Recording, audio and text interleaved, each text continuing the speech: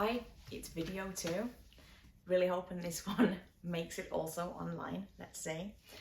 Um, since my last video, I have bought another couple of pieces of equipment. I bought myself a tripod and I got myself a microphone, which I'm not using right now, so I better go plug that in. So as you can see, now I have my microphone on, although I'm not too confident that it's actually going to work because the receiver does not attach to my iPhone 14. So we're going to make this video and we're going to see if we can get it posted to YouTube today, because I've been meaning to do this video for the last 2 days. It is now Wednesday afternoon and I've been trying since Monday morning, so let's just go for it. Today's video, I really wanted to talk about core values relating to myself as a Gen Xer, Jen from Gen X, and also talking about the core values of Gen X as a generation, which I'm not too sure you can lump all those people in together. Although what I have learned is the shared experiences that were part of the Generation X culture at the time we were developing, and at the time we were monitoring all these things that were going on in our world, they play a part in our beliefs, our core values. So I have notes because I don't want to get too sidetracked from what I'm talking about and end up talking about my own personal experience and why I'm actually making these videos for people to see. So I'll just keep my butt down here and try and watch the camera, because I have been spending a lot of time trying to make sure these videos are the best they can possibly be. So I already talked a little bit about, or hinted to, the definition of core values. So core values are principles or beliefs that guide our behaviors, our actions, our thought processes. This is a little bit different to what a moral compass is. A moral compass is more of what we feel to be right and wrong in the moment, rather than beliefs and principles that we've developed over time. So over the last year, 2 years, with my own life experiences, I've really been trying to work out what my core values are, or describe what my moral compass is, because I have been going through a lot of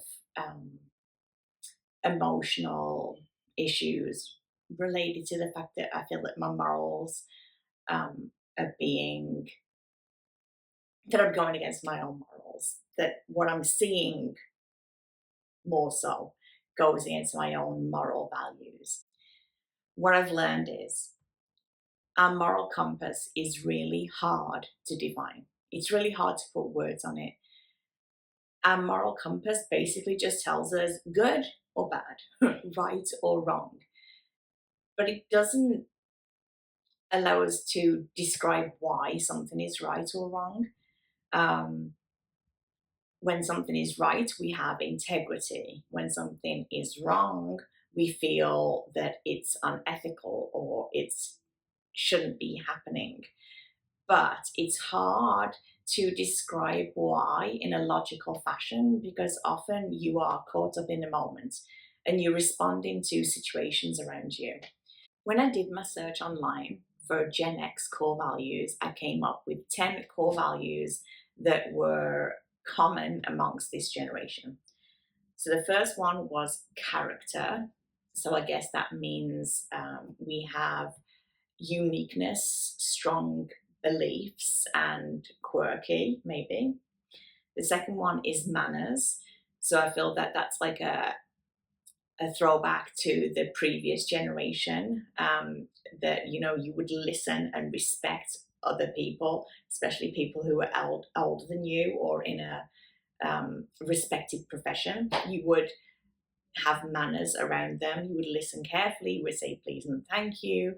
You would call adults by their pronouns. Pronouns is not even right.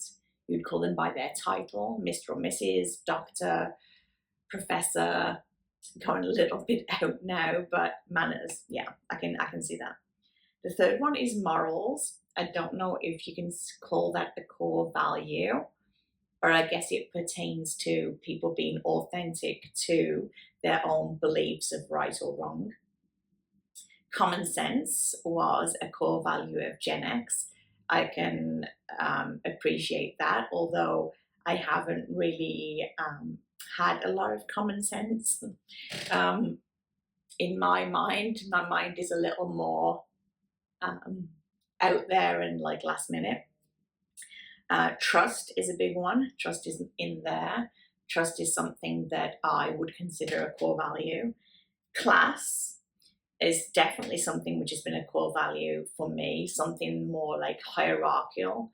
I like things to have a hierarchy and for things to be organized and respected in that way, so that everybody is a part, everybody belongs, and everybody follows like societal rules, I guess, when societal rules benefited everyone.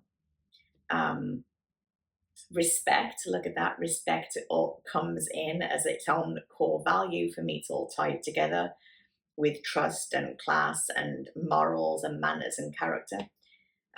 Patience, I think, because we spent a good period of time without technology in our lives, we developed a lot of patience.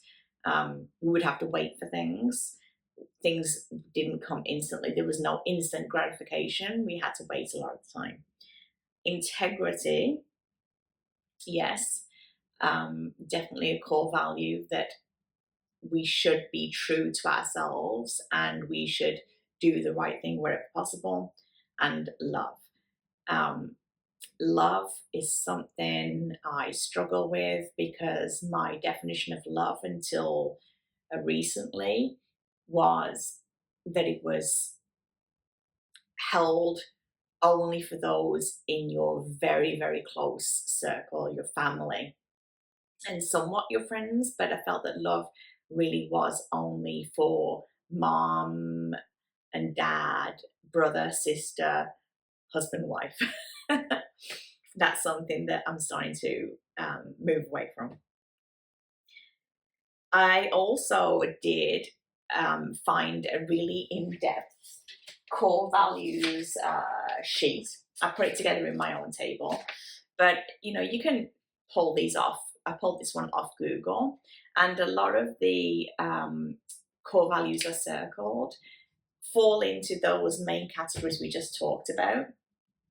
Um, Authenticity, accountability, belonging, commitment, equality, empathy, control, justice, making a difference, quality orientation, hard work, fidelity, security, thoroughness, structure, stability, trustworthiness, usefulness, uniqueness. They're some of the core values that I circled on here that I have lived by over the last 49 years. Um, there are a lot of qualities on here that I think I would love to say were my core values and that I live by them, but I don't. I respect them in others. I see them a lot in the people I care about. Um, the struggle I have with core values is that I feel almost betrayed by the values that I've held near and dear.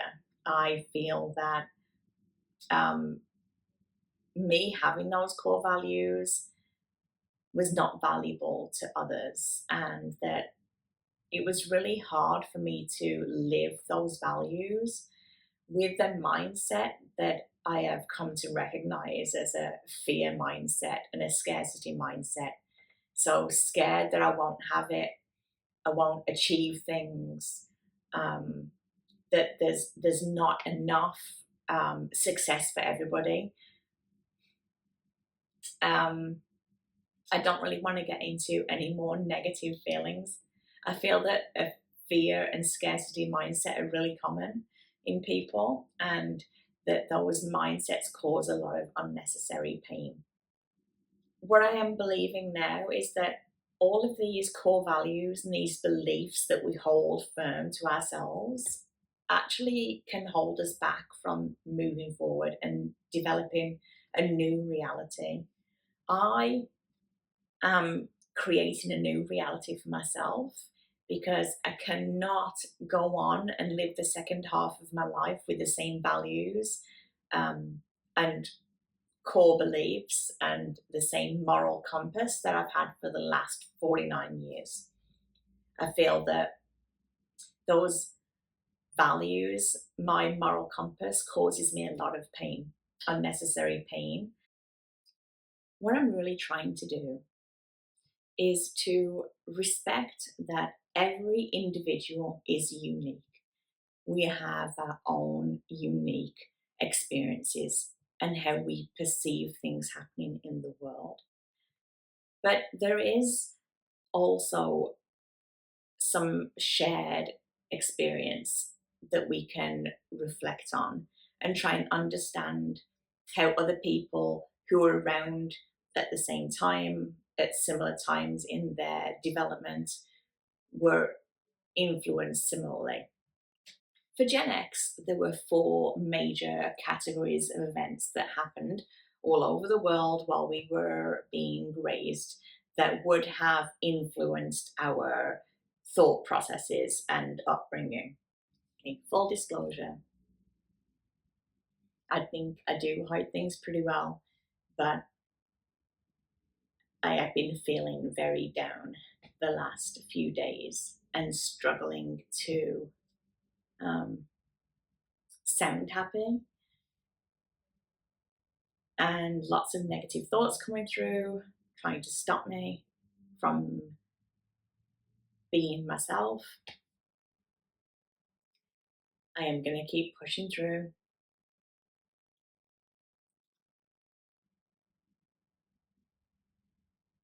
So, the first experience that Gen X people went through as a generation was working parents and higher divorce rates. Um, I did have a working dad. I had pretty traditional family structure. I feel like there was three kids, mom and dad. Dad worked, mom didn't. I don't remember my dad being around much other than weekends, and it was very much of kids were just that. You were in your place, you didn't bother your parents, you were very respectful, you didn't get to have the limelight, you were in the background.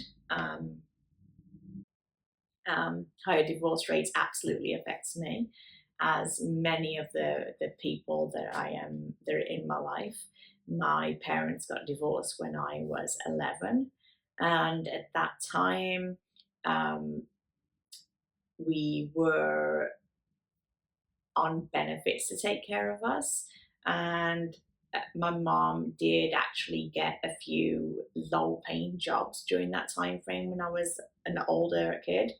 Um, a little bit of PTSD coming in. A lot of trauma took place around that time in my life, so it's hard to talk about without getting emotional. But we definitely experienced the absence of both parents at home because they were working, or the one parent that was at home was working. Um, I remember sitting on the doorstep waiting to get in because no one was home. I was not really responsible enough to have a key. I would have totally lost it. I was the kid who lost like one of the gloves every day at school and various other items. Um, so not really a latchkey kid, more of a sit on the doorstep kind of kid. When I look here at how those experiences can affect our core values, it instills like values of self-reliance, personal responsibility, having to chart your own path. You were responsible for the kind of future that you were going to have, and you had to rely on your sense of right and wrong. There were not parents around there and other adults who were respected to tell you, oh, you should do this, you shouldn't do that. We had to look inside ourselves and think, according to the values that I've developed from my experiences and what I've been told by my parents, is this right or wrong? This really hits true for me. I did not realize until recently, in the last 5 years or so, that I had such a strong sense of right and wrong. I felt that I was like really easy, like go with the flow kind of person, or more not go with the flow, but do what you're told, follow the rules, um, follow the hierarchy, um, fit in, be part of the community, just adapt to whatever's going on around you, don't push the boat. But in the last few years, there have been many situations where my sense of right and wrong was really activated, and I could no longer sit there and let these things happen without speaking up. Unfortunately, because I'd never really spoken up, I didn't have those skills to effectively make change. I was in a leadership position, which may have initiated this need to stand up for others. But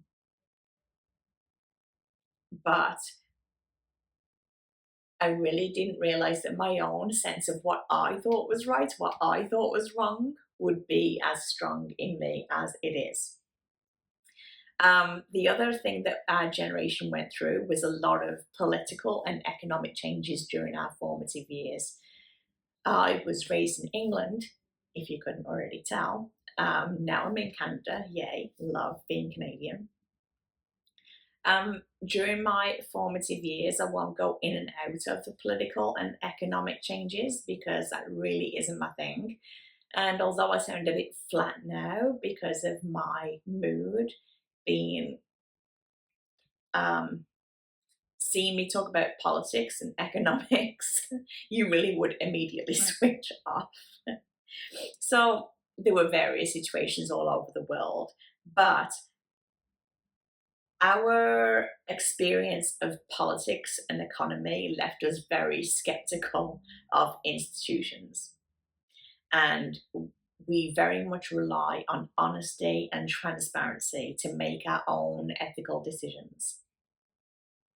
This point touches a little bit too close to the experience that I've been through, which has caused my major depression. So I really don't want to go into this too much, but it explains a lot about why I felt so betrayed by an institution. Being skeptical of institutions, how that played out for me was I chose to believe that there were systems in place, that there were policies in place that would prevent unethical things from happening. How I personally coped with the political and economic changes and the situation that I deemed unethical in my own personal experience at an institution is by choosing to believe that there were systems, policies in place, and there were good, honest people who really were dedicated to making sure that those systems and policies worked to keep people safe. Where I believe now is that that's not the case, and I don't cope with that. I haven't really found a way to cope with that yet. That's a hard thing to say online because it's kind of embarrassing, but it's something I'm working on. The third evolution that took place during the Gen X timeframe was technological adaptation. There was massive change in technology during my upbringing. I don't remember too much of what it was like before telephones. I think they've been around for quite a while. but I do remember getting our first VCR, which was before DVD players. I remember our first computer, which was a gaming system, a Commodore 64. I remember getting that for one Christmas. And I remember in elementary school, towards the end of elementary school, maybe grade 6 or 7, having one computer in the classroom, and we all got time to come over and just be exposed to the computer. After that, things just went absolutely crazy. And, when I was in university, we had a computer lab. We would have to do um, whole classes on computers to learn them. Was that? No, that was high school, not university. I'm not that old, I don't think. That was high school. There were whole computer labs, and we had to be computer literate. By the time I went to university, um, everything we did, everything we handed in had to be word processed, not even on a computer. Some of us had a word processor, which was just an electronic typewriter. Um, my first computer was probably towards the end of the first year of university, which coincided with the year that the internet came online. That was university. So I am actually proud to say that my bachelor's degree, I did a lot of time in the library. I had to use the reference, the indexing system to find my way around the university, to find papers, to find books. I did literature reviews, paper reviews by finding journal articles I wanted to on the library's computer system of what they had in stock, and then going and finding the journals, finding the books, photocopying them, reading them, highlighting, and comparing my highlighted sections to each other to come across like what the main points were, what the general consensus was. I'm really glad that I had that experience actually. I'd say by the third year of my degree, my bachelor's, we were, you know, collating things through the internet, and it was a lot easier. Definitely not where we are now with AI for sure. I am an AI fan, by the way, not for this video. Um, yeah, I'm really glad actually that I was at university during that time, because I feel like that I got a really good grasp of just how quickly things were changing. By the time I was doing my master's degree, after I got my first job as a biomedical scientist, um, I remember definitely I was doing much more computer based work. I was not having to walk around a library looking for information. Let's see if we keep all of this in. If I keep all of this in, I'm sorry, it's long winded. Those were somewhat happy years for me to remember. So you can see the smile, because I love science. I love learning. It was a really happy time, because that was when I first got a little bit of found some value in myself, other than being a funny kid. That was the only thing that I can really remember valuing myself for when I was younger. When I got older, I valued myself because I worked really hard, and because I had some intellect, and that I was spending time with other people who valued education and learning and valued science just like I did. Um, let's move to the last one, because I feel like I've tortured you enough. The last cultural evolution that our generation went through was seeing diversity and inclusion and witnessing social movements for equality. This was something that I found really interesting as a quiet and subdued person, to see people putting themselves out there and fighting for what they believe to be true, and fighting for a better future for everyone. Um, Believing in inclusivity and tolerance, it has guided our ethical decisions, and we really believe in fairness and community environments at work. So for me, as somebody who really does to the core believe that we're all entitled to the same thing, it was a really hard concept for me to grasp that other people did not think that we should all have every opportunity for things. Um, I don't know what to say about this. Other than this really all comes together for me to show how my sense of right and wrong was developed, and developed so strongly in the background ninja style, then came out all at one time. I'm really glad this ended on a bit of a happy note.